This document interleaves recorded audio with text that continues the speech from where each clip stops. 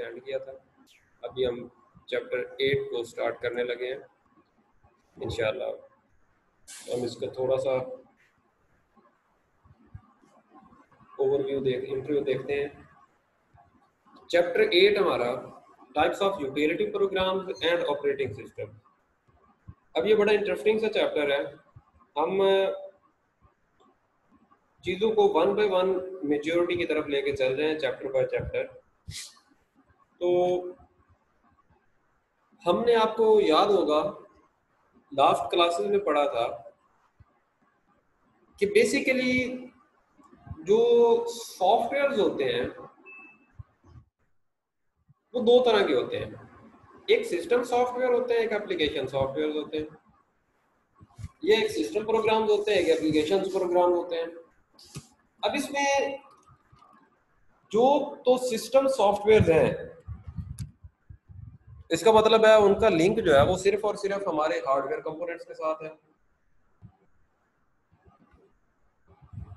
और जो application software हैं उनका लिंक जो है वो यूजर के साथ है। यूजर के साथ यूजर के टास्क परफॉर्म करते हैं।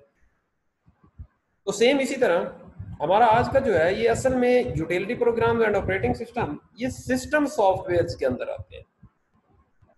यानी कि इनका लिंक यूजर के साथ कोई नहीं है। इनका सारे का सारा लिंक जो है वो आपके हार्डवेयर कंपोनेंट्स के साथ है कि हार्डवेयर को कैसे मैनेज करना है, हार्डवेयर कंपोनेंट्स को कैसे एक दूसरे के साथ कम्युनिकेट करवाना है। इसके अलावा वो कम्युनिकेशंस क्या क्या हैं, कैसे कैसे हैं, हम उन सब को डिटेल में देखते हैं। सबसे पहले तो सिस्टम सॉफ्टवेयर है क्या? तो हमने कहा कि सिस्टम सॉफ्टवेयर्स ऐसे सॉफ्टवेयर्स होते हैं जो हार्डवेयर कंपोनेंट्स को, हमारे कंप्यूटर के कंपोनेंट्स और उसके साथ कनेक्टेड डिवाइसेस को आपस में क्या करते हैं, कम्युनिकेट करवाते हैं, एक दूसरे के साथ कनेक्ट करते हैं। ओके, इतनी बात तो हमें समझ आ गई। उसके बाद इसकी दो टाइप्स, पहली ऑपरेटिंग सिस्टम और दूसरी यूटिलिटी प्रोग्राम। हमारा यहाँ पे इस पूरे चैप्टर में जो डिस्कशन है वो सिस्टम सॉफ्टवेयर के ये दो जो सिस्टम्स हैं, ऑपरेटिंग और यूटिलिटी, इन दोनों के बारे में। सिस्टम सॉफ्टवेयर के बारे में क्लियर हो गया कि ऐसे प्रोग्राम्स जो हमारे कंप्यूटर के ऑपरेशंस या हार्डवेयर कंपोनेंट्स के ऑपरेशंस और साथ कनेक्टेड डिवाइसेस को कंट्रोल करते हैं, मैनेज करते हैं, मेंटेन करते हैं, कम्युनिकेट करवाते हैं। दो टाइप्स, ऑपरेटिंग और यूटिलिटी प्रोग्राम्स। अब हम स्टार्ट करते हैं ऑपरेटिंग सिस्टम के साथ। ओएस, ऑपरेटिंग सिस्टम क्या है? Operating system is a set of programs containing instructions that work together to coordinate all the activities among computer hardware resources। मैंने पहले बताया कि हमारा सिस्टम सॉफ्टवेयर सारे का सारा सिस्टम हार्डवेयर कंपोनेंट्स के लिए है। तो यहाँ पे ऑपरेटिंग सिस्टम में भी आ गई चीज़ कि जो कोऑर्डिनेट करवाता है, इंस्ट्रक्शंस होती हैं हार्डवेयर को कोऑर्डिनेट करवाने के लिए। इसके अंदर है क्या क्या? पहली चीज़ start and shut down, computer को स्टार्ट करना और शट डाउन करना। प्रोवाइड यूज़र इंटरफेस, यानी कि आप कंप्यूटर के साथ जब इंटरेक्ट करते हैं तो वो किस तरह से करते हैं, उसका इंटरफेस क्या होगा। मैनेज प्रोग्राम्स, उस पर चलने वाले प्रोग्राम्स। मैनेज मेमोरी, आपकी मेमोरी रैम वगैरह उसको मैनेज करता है। कोऑर्डिनेट टास्क, जब आप टास्क परफॉर्म कर रहे होते हैं तो कोऑर्डिनेशन। डिवाइसेस को कॉन्फ़िगर, डिवाइसेस को कॉन्फ़िगर करना जब आप उन्हें कनेक्ट करते हैं। Establish an internet connection, internet जब आप कनेक्ट करते हैं तो उसके लिए जो प्लेटफॉर्म प्रोवाइड करना। परफॉर्मेंस को मॉनिटर करना, कंप्यूटर की परफॉर्मेंस। आप सिंपल जब टास्क मैनेजर ओपन करते हैं तो विंडोज 8 और 10 में टास्क मैनेजर ओपन करें तो ऑटोमेटिकली परफॉर्मेंस का ऑप्शन सामने आ जाता है। यूटिलिटीज, ऑटोमेटिकली अपडेट, जब आप विंडोज अपडेट वगैरह आपकी होती हैं।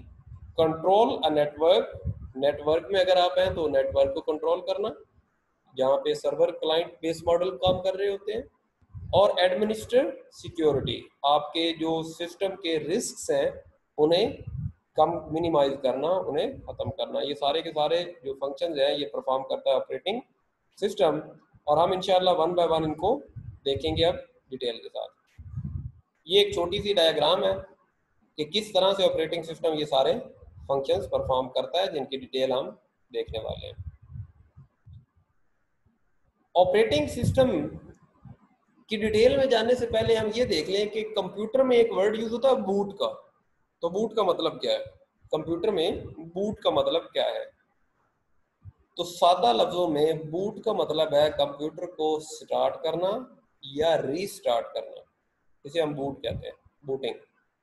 और ये दो तरह की होती है। पहली टाइप ये है कि आपका सिस्टम कंप्लीटली पावर्ड ऑफ था, आप पहले उस पर काम नहीं कर रहे, वो ऑफ पड़ा हुआ था, उसे आपने आके स्टार्ट किया पहली दफा, उसे आप कहते हैं कोल्ड बूट। ये बूट की पहली बूटिंग की पहली टाइप है कोल्ड बूट, जिसमें आप सिस्टम को बिल्कुल पहली दफा स्टार्ट कर रहे हैं, यानी कि वो पहले काम नहीं कर रहा था, बंद पड़ा था। और दूसरा है वार्म बूट। वार्म बूट क्या है कि आप काम कर रहे हैं, सिस्टम आपका चल रहा है और किसी वजह से आपने उसे रीस्टार्ट करना है, तो हम कहेंगे कि इस दफा हमारा जो बूट था वो कौन सा था, वो वार्म बूट था। तो ये डिफरेंस है कोल्ड बूट और बूटिंग। क्या होती है? सिस्टम का स्टार्ट और रीस्टार्ट करना।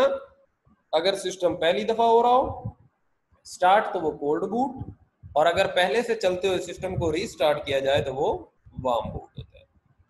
सिस्टम कैसे बूट होता है उसके लिए आपके सामने जो डायग्राम है हम इसे देखते हैं।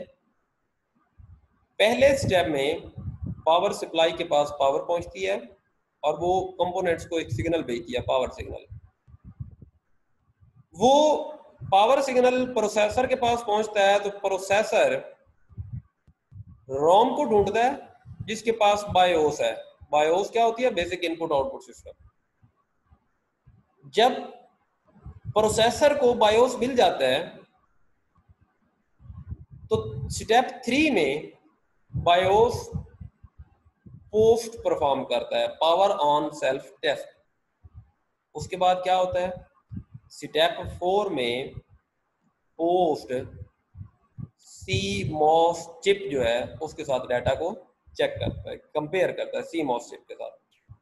स्टेप 5 में अब जब वो डाटा वेरीफाई हो चुका है तो आपका जो बायोस है वो बूट फाइल्स को देखता है कि वो फाइल्स कहाँ पे हैं। सिस्टम की जो ऑपरेटिंग सिस्टम की फाइल्स हैं वो आप कहाँ से बूट करना चाह रहे हैं, आप कहाँ से चेक करना चाह रहे हैं, कहाँ से चलाना चाह रहे हैं, वो CD में है, वो USB में है, वो आपकी हार्ड डिस्क में है, उन्हें चेक किया जाता है। स्टेप 6 में जब वो फाइल्स मिल जाती हैं तो उन फाइल्स को लोड किया जाता है रैम के अंदर। स्टेप 7 में रैम वो फाइल्स वो इंस्ट्रक्शंस आपके प्रोसेसर को भेजती है और एट द एंड हमें क्या नजर आता है? हमारा सिस्टम एक्टिव या ऑन होता हुआ नजर आता है। तो ये सारा प्रोसीजर था, ये 7 बेसिक स्टेप्स थे जो परफॉर्म किए जाते हैं किसी भी सिस्टम को बूट करने में या ऑन करने में। अभी हमने बात की कि हमारे बायोस चेक करता है कि फाइल्स किसके पास है, रैम के पास, सॉरी USB में है, CD में है या हार्ड डिस्क में है। तो वो जिसके पास भी हो उसे हम कहते हैं कि वो हमारी क्या है? वो हमारी बूट ड्राइव है। वो ड्राइव जहाँ से कंप्यूटर स्टार्ट करता है उसे हम कहते हैं, ये जहाँ से कंप्यूटर की इनिशियल फाइल्स पड़ी होती हैं उसे हम कहते हैं कि वो क्या है? हमारे पास है बूट ड्राइव है। अब ये बूट डिस्क भी हो सकती है, ये आपकी CD भी हो सकती है, ये आपकी हार्ड ड्राइव भी हो सकती है और ये आपका USB फ्लैश भी हो सकती है। इसके अलावा एक होती है रिकवरी डिस्क। रिकवरी डिस्क क्या होती है?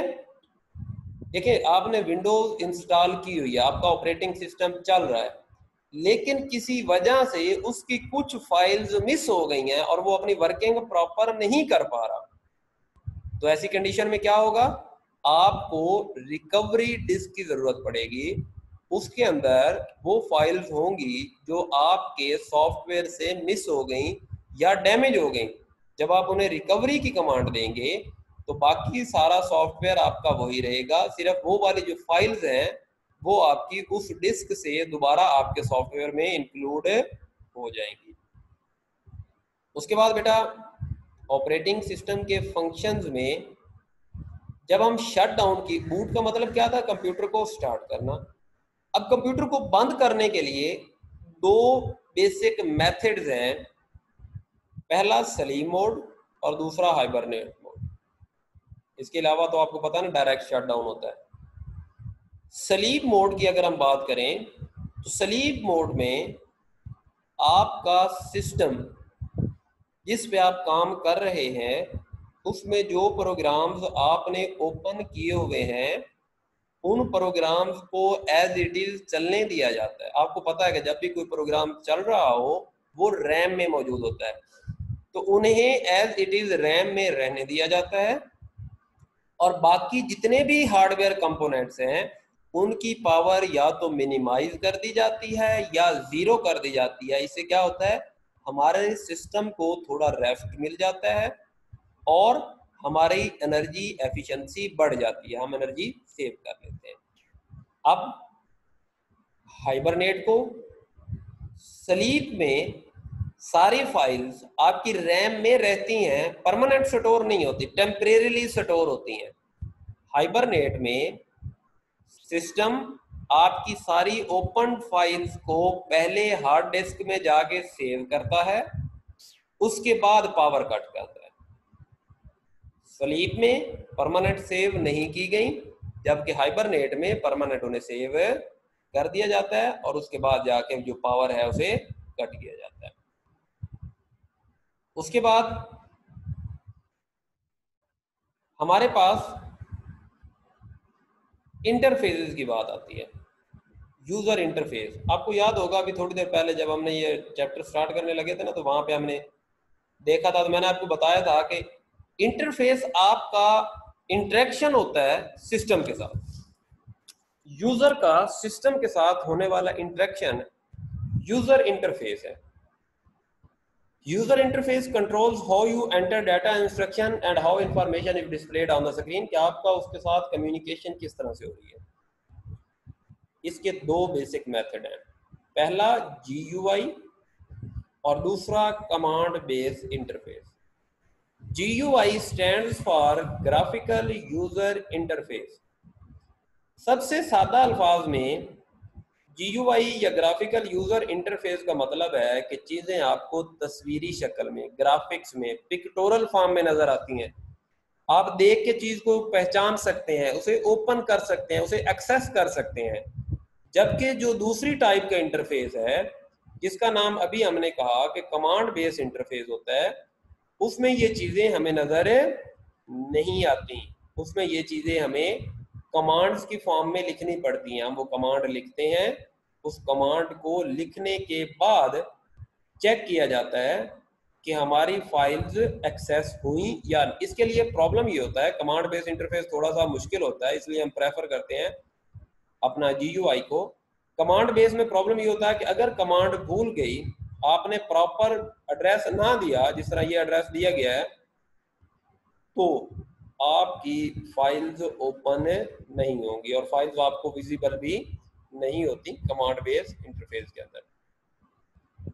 उसके बाद ऑपरेटिंग सिस्टम्स के फंक्शंस में हम देखते हैं कि किस तरह से how operating system handles programs directly affects your productivity, कि आप किस तरह से हैंडल करें तो प्रोडक्टिविटी ज़्यादा हो, किस तरह से हैंडल करें तो प्रोडक्टिविटी कंप्रोमाइज हो जाए। तो इसमें पहला option single user and multi user, कि आपका ऑपरेटिंग सिस्टम सिर्फ एक यूज़र को अलाउ करता है या वो एक से ज़्यादा यूज़र्स को भी अलाउ कर देता है। सिंगल टास्किंग और मल्टीटास्किंग, क्या आपका ऑपरेटिंग सिस्टम किसी स्पेसिफिक टास्क के लिए बना है या उसके ऊपर एक से ज़्यादा टास्क परफॉर्म किए जा सकते हैं। उसके बाद फोरग्राउंड एंड बैकग्राउंड, ये तो बड़ी कॉमन सी चीज़ है। जब आप कोई चीज़, मसलन हम ये प्रेजेंटेशन हमारी चल रही है। तो इसमें इस टाइम पे हमें जो नज़र आ रहा है वो ये पावर पॉइंट की स्लाइड है। तो ये हमारे पास फोरग्राउंड है जो हमें सामने नज़र आ रहा है, और ये जो पीछे चीज़ें पड़ी हुई हैं, जिस तरह यहाँ पे मेरे पास आपको नज़र आ रहा होगा कि PDF ओपन है, ये पीछे बैक एंड पे गूगल क्रोम पड़ी हुई हैं चीज़ें, तो ये सारी चीज़ें बैकग्राउंड हो गई। उसके बाद मल्टीटास्किंग की टाइप प्रिमिटिव प्रिमिटिव मल्टीटास्किंग, और फिर मल्टी प्रोसेसिंग, क्या आप सेम टाइम पे एक से ज़्यादा प्रोसेस चला रहे हैं और उनके ऊपर इक्वली काम हो रहा है, कोई कंप्रोमाइज नहीं हो रहा। इनकी डिटेल हम आगे देखेंगे चैप्टर में। ये मैंने अभी आपको जो फोरग्राउंड और बैकग्राउंड के बारे में बताया कि जो हमारे सामने जिसमें हम काम कर रहे हैं करंटली, वो हमारे पास फोरग्राउंड, और जो चीज़ें हम काम कर चुके और वो हमने मिनिमाइज की हुई हैं, ये सारी की सारी हमें नज़र नहीं आ रही यहाँ पे, लेकिन इन्हें हम कहेंगे कि ये बैकग्राउंड चीज़ें हैं, ये बैकग्राउंड में पड़ी हुई हैं। ये डिफरेंस होता है आपका फोरग्राउंड एंड बैकग्राउंड के अंदर। उसके बाद ऑपरेटिंग सिस्टम के फंक्शंस में एक इंपॉर्टेंट फंक्शन होता है मेमोरी मैनेजमेंट। हमने पढ़ा था जब पहली स्लाइड थी तो उसमें उसके फंक्शन थे। मेमोरी मैनेजमेंट का मतलब क्या है? Optimise the use of RAM. इसका मतलब क्या है? Improve the use of RAM. RAM को प्रॉपरली मैनेज करके उसकी स्पेस को कैलकुलेशंस के साथ असाइन करके ब्लैंक स्पेस को अलग रख के नेक्स्ट इंस्ट्रक्शंस के लिए टास्क परफॉर्म करवाए जाते हैं। उसे हम कहते हैं कि वो रैम ऑप्टिमाइज होगी, बेस्ट सोल्यूशन उसका बेस्ट ऑप्शन दे रही है। उसके बाद है वर्चुअल मेमोरी। वर्चुअल मेमोरी के बारे में हमारी बात हुई थी कि ये हमारी रैम जब फुल हो जाती है तो कुछ इंस्ट्रक्शंस वो हार्ड डिस्क के पास रख देती है, और हार्ड डिस्क जब रैम को रिक्वायर्ड होती है वो फौरन से रैम को पहुंचा देती है। तो ये जो छोटा सा पोर्शन होता है ना, इसे हम कहते हैं कि ये एडिशनल रैम का वर्चुअल पोर्शन हमारे पास बन चुका है। उसके बाद अभी हम ऑपरेटिंग सिस्टम की बात कर रहे हैं, उसके फंक्शंस की बात कर रहे हैं। तो ऑपरेटिंग सिस्टम डिसाइड करता है कि कौन सा प्रोसेस पहले कंप्लीट होगा, कौन सा प्रोसेस उसके बाद स्टार्ट होगा, किस प्रोसेस को कितना टाइम एलोकेट करना है, अगर वो उस टाइम में कंप्लीट ना हो सके तो उसको डिस्कार्ड करना है। तो operating system determines the order कि किस ऑर्डर में आपकी जो इंस्ट्रक्शंस हैं, इन विच टास्क आर प्रोसेस्ड।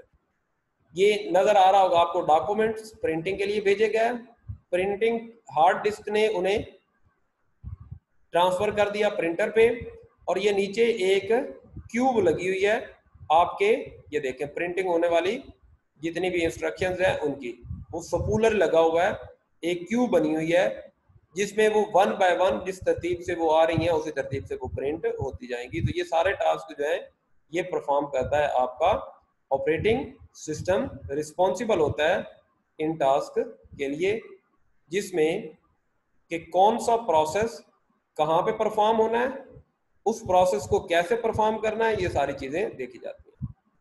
उसके बाद हमने बहुत नाम सुना हुआ है ड्राइवर्स का। अब जो नई विंडोज़ या नए ऑपरेटिंग सिस्टम आ रहे हैं उनमें हमें ज़्यादा प्रॉब्लम्स नहीं होती, क्योंकि हमारे ड्राइवर्स उसके अंदर ऑलरेडी बिल्ट इन होते हैं। लेकिन जो हमारे पुराने ऑपरेटिंग सिस्टम थे, विंडोज़ XP की अगर हम बात करें, तो उसके अंदर हमें ड्राइवर्स अलग से इंस्टॉल करने। ड्राइवर होता क्या है? ये एक छोटा सा प्रोग्राम होता है किसी खास डिवाइस का। मसलन आपके पास सपोज एक सादा समझने के लिए मोबाइल फ़ोन है और आपने ले ली हैंड फ्री। अब मोबाइल फ़ोन के साथ हैंड फ्री ने कनेक्ट होना है तो कोई ना कोई कम्युनिकेशन होनी है उनके बिटवीन। तो क्या होगा, हैंड्स फ्री का एक अलग से छोटा सा ड्राइवर होगा, एक छोटा सा प्रोग्राम होगा उस सिस्टम के अंदर जो कम्युनिकेशन करवाएगा। तो ड्राइवर क्या होता है? ड्राइवर बेटा, driver is a small program that tells the operating system how to communicate with a specific जिस डिवाइस का वो ड्राइवर है उसके साथ वो कम्युनिकेशन करवाएगा। प्लग एंड प्ले, ये आजकल अक्सर डिवाइसेस के ऊपर लिखा हुआ आपने देखा होगा, प्लग एंड प्ले। इसका मतलब है कि आप अपनी डिवाइस कंप्यूटर के साथ अटैच करें, किसी एक्स्ट्रा ड्राइवर की ज़रूरत नहीं है, आपको कुछ करने की ज़रूरत नहीं है, बल्कि आपका सिस्टम ऑटोमेटिकली उस चीज़ को अपने साथ अटैच करेगा, कन्फिगर करेगा, इंस्टॉल करेगा, और उसके बाद आपको वो रेडी टू यूज़ कंडीशन में प्रोवाइड हो जाएगी। तो इन्हें हम कहते हैं कि वो क्या है, प्लग एंड प्ले, यानी कि आप प्लग करें और काम स्टार्ट करें। उसके बाद ऑपरेटिंग सिस्टम की एक फंक्शनैलिटी ये भी है कि वो हमें प्लेटफॉर्म प्रोवाइड करता है किसी भी नेटवर्क या इंटरनेट के साथ कनेक्ट होने का, जहाँ पे हम इंटरनेट का कनेक्शन कर सकते हैं, इंटरनेट पे कम्युनिकेट कर सकते हैं। तो वो हमें प्रोवाइड किया जाता है कहाँ से, ऑपरेटिंग सिस्टम से। ऑपरेटिंग सिस्टम रिस्पॉन्सिबल होता है, typically provide the means to establish internet connection. उसके बाद ऑपरेटिंग सिस्टम रिस्पॉन्सिबल होता है आपके सिस्टम की परफॉर्मेंस मॉनिटरिंग का। मैंने अभी आपको बताया कि आपको कुछ भी नहीं करना, सिंपली क्या करना है, आपने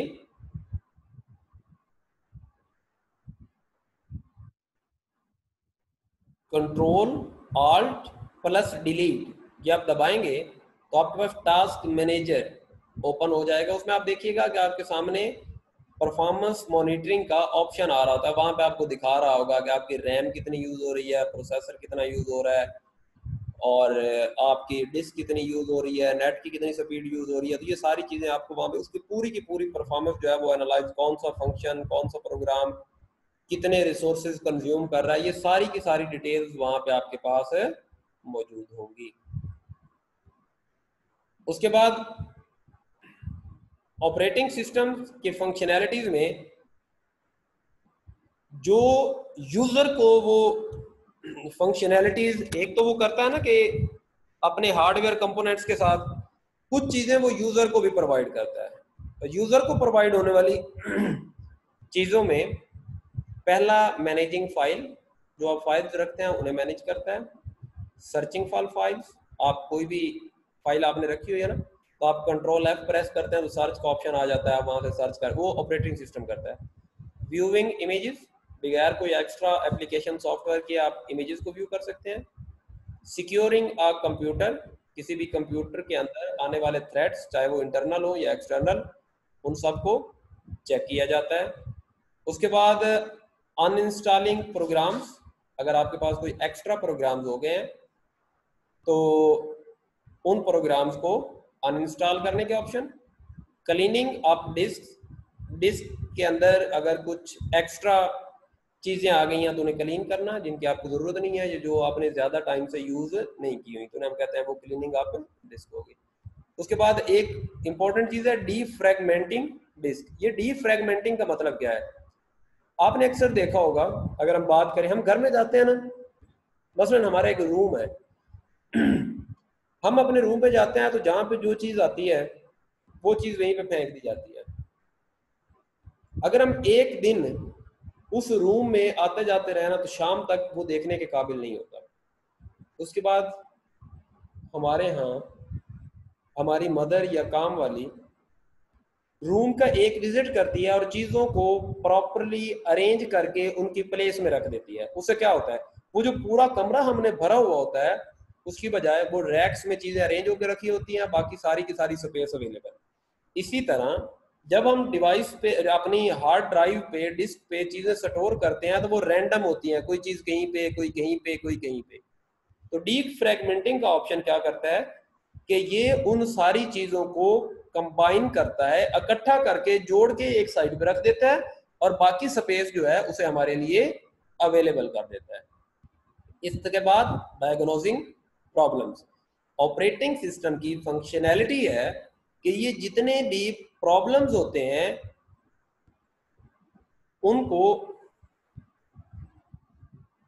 डिटेक्ट करता है और चेक करता है। डायग्नोजिंग प्रॉब्लम का क्या मतलब है कि अगर हमारे सिस्टम में कहीं पे कोई प्रॉब्लम आ रहा है, चाहे वो किसी भी वजह से हो, तो उस प्रॉब्लम को चेक करता है और हमें इन्फॉर्म करता है। Backing up files and disk, sometimes backup का ऑप्शन हमें सिस्टम की तरफ से दिया जाता है। उसके बाद सेटिंग अप स्क्रीन सेवर्स, आप में से मेजोरिटी ने देखा होगा कि फ्री टाइम पे सेवर्स आप लगा देते हैं अपनी स्क्रीन पे, तो ये सारे काम आपका ऑपरेटिंग सिस्टम परफॉर्म करता है। उसके बाद ऑटोमेटिक अपडेट ऑपरेटिंग सिस्टम के अंदर होती है। जब आप विंडोज इंस्टॉल करते हैं तो ऑटोमेटिकली आपकी अपडेट्स जो है वो ऑनलाइन डाउनलोड होती जाती हैं। जैसे जैसे कंपनी या आपका वेंडर उनमें कोई चेंजिंग करता है आपके सॉफ्टवेयर में या सॉफ्टवेयर को बेटर करता है, तो वो सारे की सारी चीज़ें आपके सिस्टम में ऑटोमेटिकली डाउनलोड हो जाती हैं, जिन्हें आप इंस्टॉल कर सकते हैं और अपने सिस्टम की परफॉर्मेंस को बेहतर बनाया जा सकता है।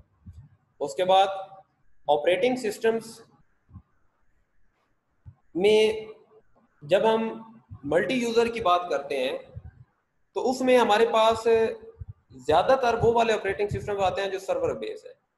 Some operating systems are design to work with server on a network. Server क्या होता है कि जहाँ पे आपका एक main command server multiple clients जो कि एक से बहुत ज़्यादा हो सकते हैं उनके साथ कम्युनिकेट कर रहा होता है, उन्हें कंट्रोल कर रहा होता है। ये सारे सपोज ये सारे क्लाइंट्स हैं आपके पास, तो आपका सर्वर जो है वो वन बाय वन अपने रिसोर्सेज इन सब के साथ शेयर कर रहा है, यानी कि ये सारे के सारे रिसोर्सेज जो है वो सर्वर से डायरेक्टली ले रहे हैं। सर्वर इन्हें गाइड कर रहा है, सर्वर इन्हें इंस्ट्रक्शन दे रहा है, सर्वर इन्हें परमिशन दे रहा है और सर्वर ही इन्हें स्पेस और सॉफ्टवेयर भी दे रहा है। तो ये सारे के सारे काम हमारे सर्वर पे हो रहे हैं। उसके बाद अगली चीज, server operating system organises and coordinates how multiple user access and share resource on a network. ये अभी जो बात मैंने आपको समझाई है कि ये कंट्रोल करता है कि किस तरह से हर क्लाइंट उसके साथ कम्युनिकेट करेगा। अ नेटवर्क एडमिनिस्ट्रेटर, ये अब सर्वर की बात हो रही है, uses the server operating system to, ये नेटवर्क एडमिनिस्ट्रेटर जो आपके सर्वर सिस्टम पे बैठा हुआ है वो क्या करेगा, किस लिए यूज करेगा सर्वर ऑपरेटिंग सिस्टम को, ऐड एंड रिमूव यूजर, किसी नए यूजर को ऐड करने के लिए, कोई डिस्टर्बिंग कैंडिडेट है उसे रिमूव करने के लिए, या किसी डिवाइस को ऐड या रिमूव करने के लिए, किसी सॉफ्टवेयर को इंस्टॉल करने के लिए, या नेटवर्क को सिक्योर करने के लिए, नेटवर्क की सिक्योरिटी चेक करने के लिए वो यूज करेगा अपने ऑपरेटिंग सिस्टम को। कौन से वाला, जो आपने सर्वर के लिए चूज किया हुआ है, जो आप सर्वर के लिए यूज कर रहे हैं। ये आपके ऑपरेटिंग सिस्टम की फंक्शनैलिटी में आपको पता है कि हर यूजर का एक अलग से अकाउंट बनाया जा सकता है जिसमें यूजर नेम और यूजर आईडी होती है। आप वहाँ पे अपना पासवर्ड लिख सकते हैं, वो मल्टी कैरेक्टर होता है जिसके थ्रू आप कोशिश करते हैं कि किसी तरह आप अपने सिस्टम को किसी अनऑथराइज्ड एक्सेस से बचा सकें।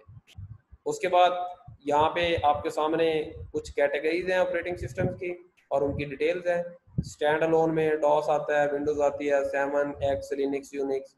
सर्वर में, एम्बेडेड में, ये बहुत सारे नाम आपके सामने लिखे हुए हैं। ये सारे के सारे आपके पास स्टैंड अलोन, सर्वर और एम्बेडेड सिस्टम के लिए। तो मेरे ख्याल में यहाँ से हमारा अगला टॉपिक जो है वो फिर अब बेस्ट स्टार्ट हो जाएगी। स्टैंड अलोन क्या होता है, सर्वर और एम्बेडेड। तो हम यहीं तक अपना वाइंड अप करते हैं। नेक्स्ट इंशाल्लाह जो है वो हम नेक्स्ट क्लास में करेंगे।